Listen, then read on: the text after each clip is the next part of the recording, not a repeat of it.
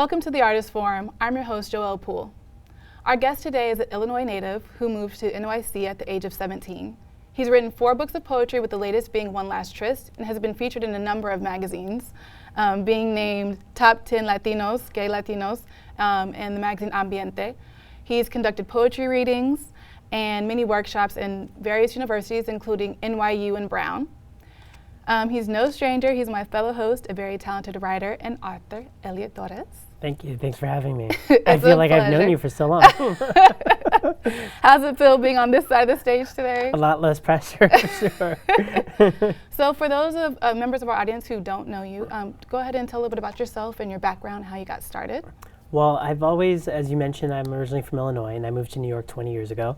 And I've always written. And so when I moved to New York, I just started writing poetry, simply just to, vent through the loneliness I was going through just experiences. And when I realized I had several poems, I, figured, oh, this is going to be my first book.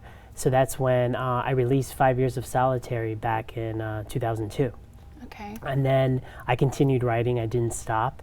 And then I released Undaunted in 2004, Architecture of a Solipsistic Mind in 2008, and then just recently Last Tryst. And they're all about personal experiences. So basically each book follows a period of my life. Right. 5 Years of Solitary is 5 years, Undaunted as well. Architecture of a Solipsistic Mind is from 27 to 31, and now Last Tryst is from the age of 31 to 37. That's amazing, actually. Thank you. It's exhausting. Every poet knows it takes a lot of emotion to go in. Exactly. It's draining. So everyone has, a different process when it comes to writing. Some people are very segmented, very, have to have one thing a certain way. Like, what's your process?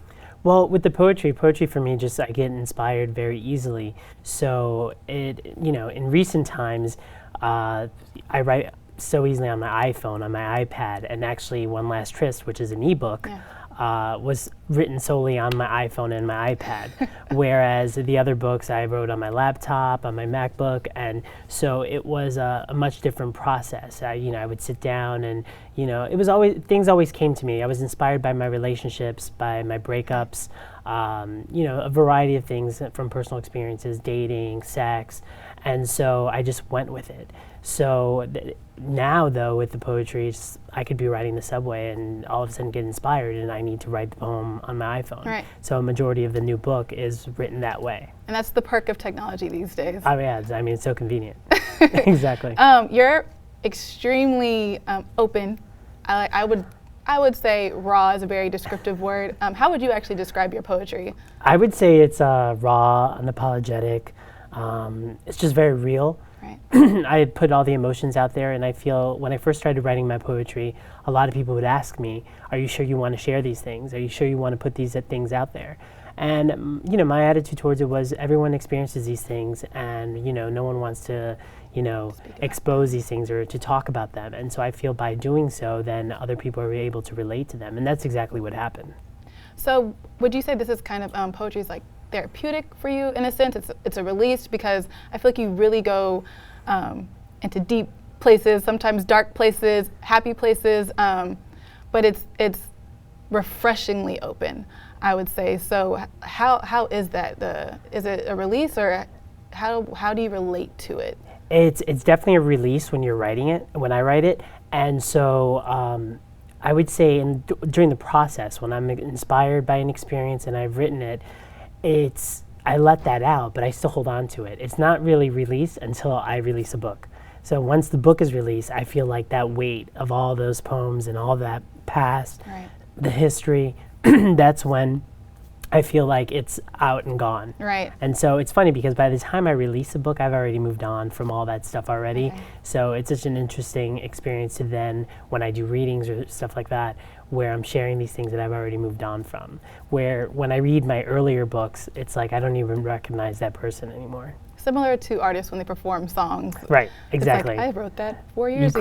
You cringe at the things, like I cringe at the things I wrote when I was 17 and 18, and it's like, so long ago. But it's really awesome because it's you almost, it's like trapped in time, Yeah. the raw version So of it's you. like a timeline. It's like, yeah, absolutely. So when you first wrote your poetry, just to give our audience an idea of how to get started, what were steps that you took to, get it to be a book, and how did you find that information? Well, the steps, first thing is, the most important thing is just writing. It's to get the work on paper, to get it written. And then I did research. I started researching. Again, this is before all the technology, all the things that we have now. So 5 Years of Solitaire was released in 2002.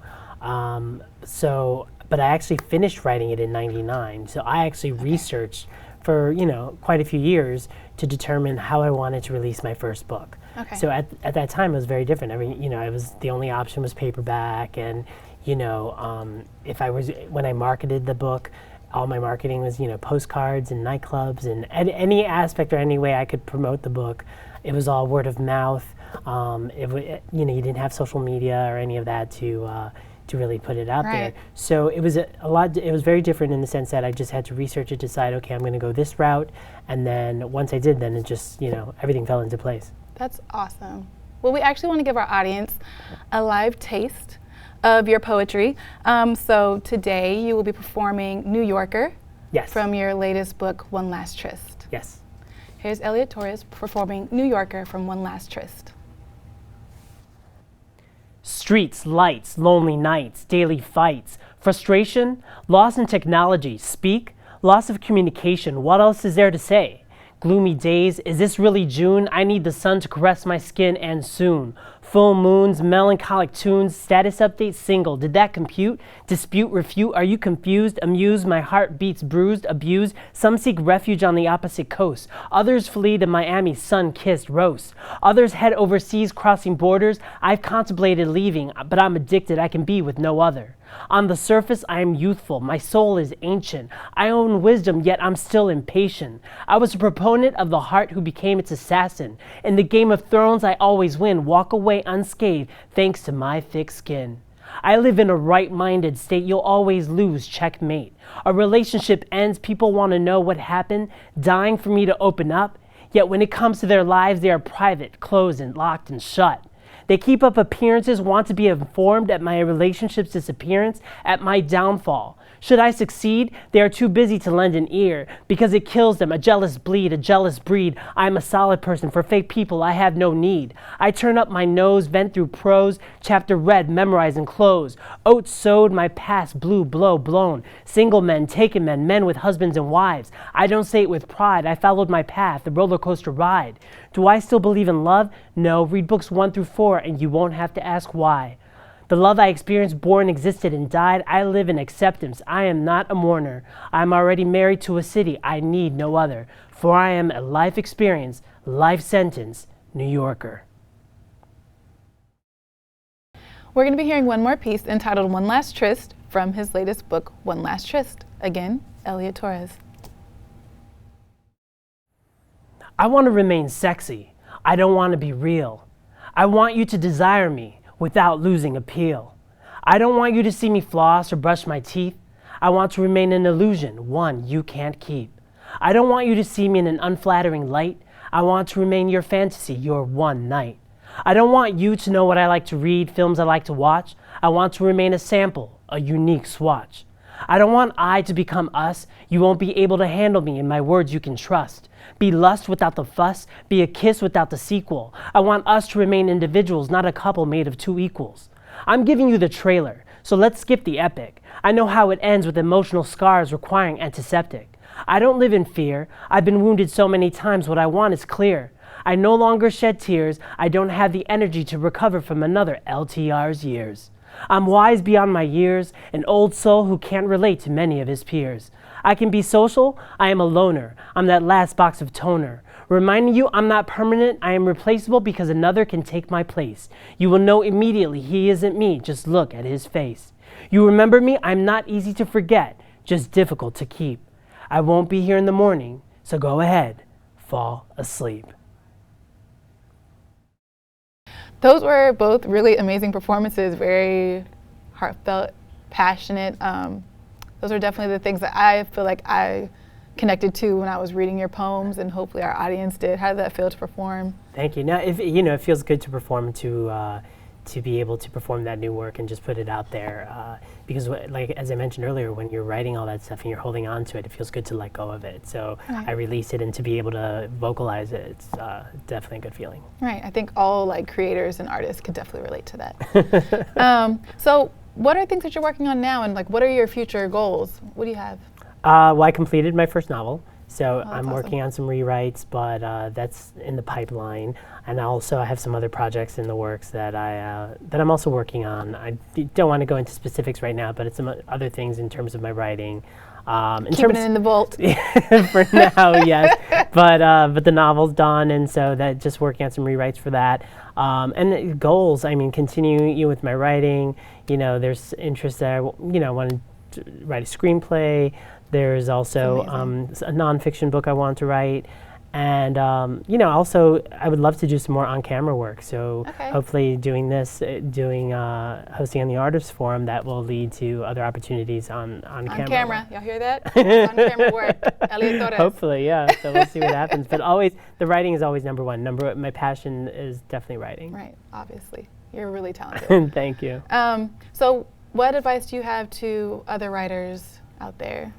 I would say the most important thing is to write. I've met many people saying, oh, they would love to write this particular project or write about this particular experience or whatever they were going through, but the most important thing is to just put word to paper or to your iPhone, to your iPad, but just to get the words down, and to really, that's the number one thing, because before you can actually release any project or anything, you have to be able to put the words down. Right, and so it is a process, and it's a lonely process, but it's a process. Absolutely, and it's you have to have discipline, and you have to put the time in. Right. So you have to treat it as a job, in terms of you have to set time every day to write and to get things done. And I think that's something that's very good to point out, and really good advice to give our audience is like treat it as a job and literally sit down and schedule time to write. 'Cause I think a lot of people think, oh, I can just do it later, but then it may not get done. And if it's a passion, you'll make it happen. I mean, if you're truly not passionate about it, then you likely won't succeed. You won't accomplish that goal. Yeah, that's true. So what upcoming events do you have? Well, I'm not sure when this is going to air, but I have 2 readings coming up in October, end of September and October. Beginning of October in South Beach in Miami. So I'm excited to go down there for the Orgullo Festival, which is Latino Gay Pride. And so I will do a reading there, and also at the Betsy Hotel, at the Betsy Hotel's Writers Room. Okay. So I'm excited about that. So that's going to be fun to be able to share my work in Miami. It's my first reading in Miami in South Beach, so that'll be great. I've been many times, but to be able to share my poetry will be awesome. Right. I think after hearing your poetry, our audience definitely will want to contact you and be able to see more of your work. So how can they do that? Well, they can visit my website, elliotorres.com. 2 L's, 1 T, and Torres, and then Torres, Torres.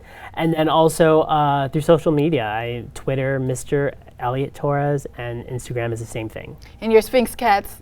Yes, I have 2 Sphinx cats, 2 hairless cats that always either freak people out or they're intrigued with them. But they're Klein and Sookie, so they get press in their own right. They were just on ABC News, actually, ABC Channel 7. Your cats? Yeah, they have the Super Cat Saturday, Amy Freeze. So I send her photos, and they were on TV this past Saturday. That's awesome. Yeah.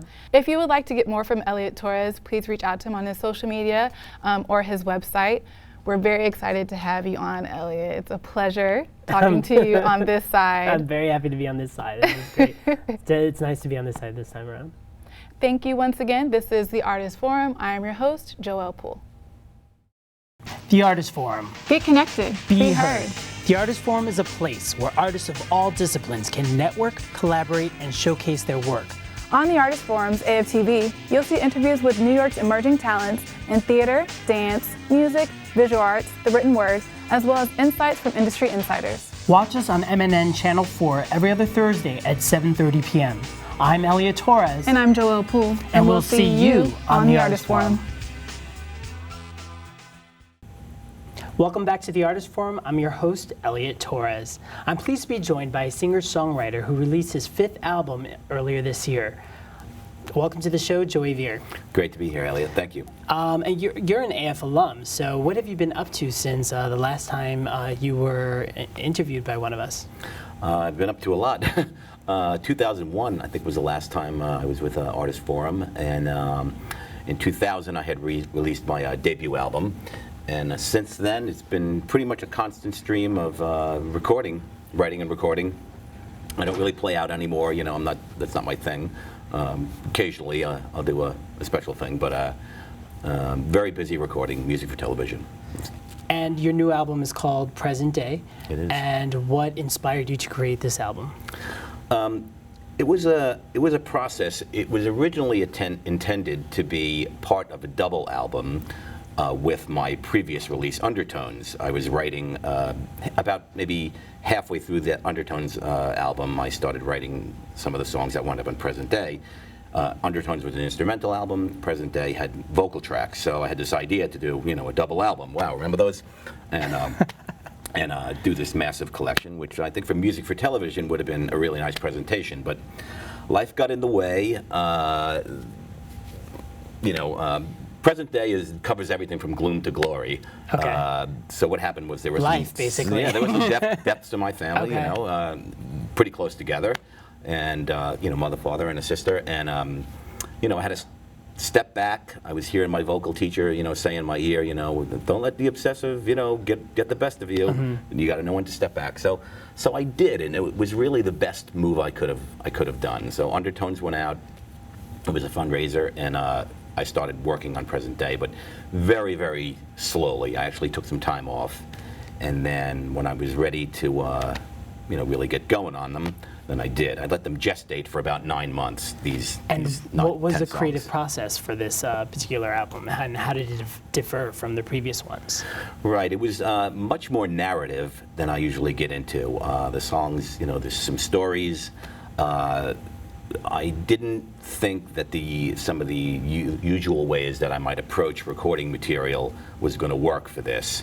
Also, I had never really done, you know, well, first it was 9 songs, then it became 10. I had never done like that many songs at once. Usually I would do 2 or 3, sometimes 4 songs at a time, go back, write some more, record those, you know, so it was kind of a cycle. But this time I was taking on, you know, a whole collection pretty much at once.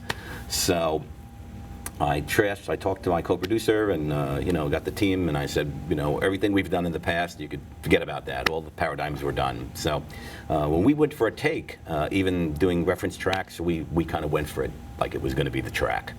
So in our first 6 days of recording, we got so much done that I knew the trashing of the paradigms philosophy was working and was going to work for this particular collection.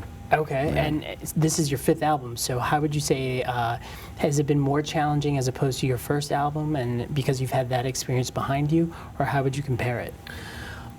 This one definitely was more challenging in a different way than like the first one was. The first one, I actually gotten out of the music business for a bit, and I was kind of coming back into it and kind of feeling my way around to see what kind of sound I wanted. With this one, I was coming into it as more of an established artist. So and it was really the challenge of wrapping my head around the songs the right way. Not the right way, well, what the songs wanted to be. 2 of the songs had 3 different titles, which meant 3 sets of lyrics, you know. Right. So I knew there were some opportunities to get into different song forms and different territories of songwriting that I hadn't been before.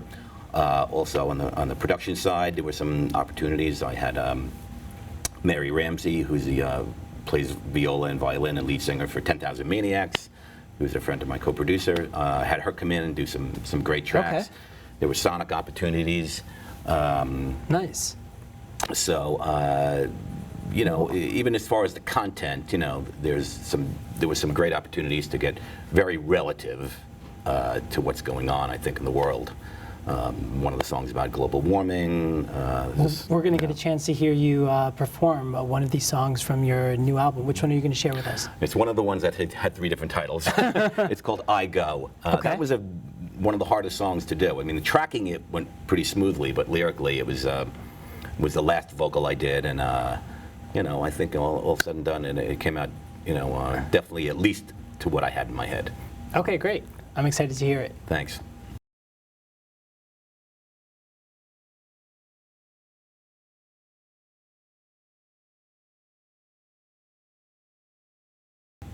That was great. So how would you describe your sound? Would you say there's a bit of a 80s feel in there, or how would you describe what Yeah, I guess you could say that. I mean, there's definitely a bit of a retro thing going on. I mean, even going into the 70s, some of the vintage type things. Okay. There's some rootsy things going on.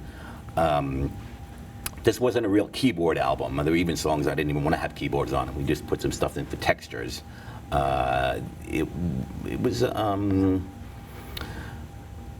mean, I still got it to, I think, have a modern kind of feel to it. There's some alternative things in there, but I don't really, and really never have, followed the production trends, the current production trends. So this was a kind of classic example of me not doing that. Right. I have some other material coming up that might get a little more into that, but I don't really get into, these are the coolest sounds. I think what the coolest sounds are what fits the song, and that's the route we went. And the studio I was at, it was very well set up for that approach. And what do you think are what do you feel are the challenges, let's say, that you face as a musician, as an artist, with the music industry, the way the landscape has gone, where a lot of things are, so accessible online? How has that been a benefit to you, or has it been a challenge? For me, it's definitely been a benefit. Things happen fast nowadays in music for television. The producer goes to the website, they listen to quite a few tracks, or they recommended tracks from the music library, and they download them, and then they say, okay, this one goes in, to a show or a sports event or whatever it is. As far as the record industry or any of that, I don't really deal with any of that anymore. So I'm kind of glad to not be subjected to the limitations of what a record company think an artist should sound like and what's going to sell CDs. I'm not really in the business of selling CDs. Right. Like present day, or the music libraries that rep me had that in their possession 6 months before I released it. So Okay. it was kind of out there being pitched already. The CD's kind of little, finality, cherry on top in my world. So, Right. I mean, that was a great thing about discovering that I was best suited, maybe, to do music for television, was that I didn't really have to, I could really write anything. I wasn't bound to any limitations. What advice would you give for someone who, let's say, is starting out and wants to follow in your footsteps? What do you think they should do in order to achieve their goals? Yeah. I say this to my kids all the time because they seem to be more artists than sports kids. That's right. Go to bed. I would say to know your goals, know what you're getting into. The music business, or the music for television business, is definitely not easy. So know your goals, know what the challenge you face, and know that it's really only through discipline and sacrifice that you're going to achieve whatever levels of success you're going to get. As a songwriter, I've tried to develop this sensibility for when I'm on the high part of the cycle, my songwriting cycle, and when I'm on a kind of a low part, And when I'm on that high part, you got to make that sacrifice and to that discipline, and know what you're doing and get that material written. Kind of harness that that good vibe that you're Right. getting. So yeah, it is not easy, and you have to sacrifice. It is a sacrifice. And what are your goals, and what do you think you need to achieve them? My goals are to get as many of my songs in television as humanly possible. I always want to do something different. Okay. I'm kind of 8 songs into a new collection, which I'm not really wrapping my head around the production of it just yet, but I'm having too much fun just taking a step back writing. But for the next one, I want to do some different things, get into some different territories of production.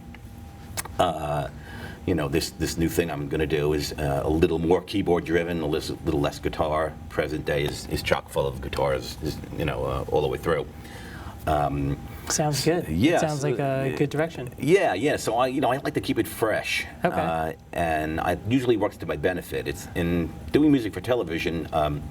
Again, not bound by the what like record companies want their artists to do. I could change my sound as much as and as often as I like. Like diversity is a very good thing. Okay. My third album is a kid's like quirky instrumental album. You know, the previous one was orchestral rock. The second one was kind of more singer-songwriter.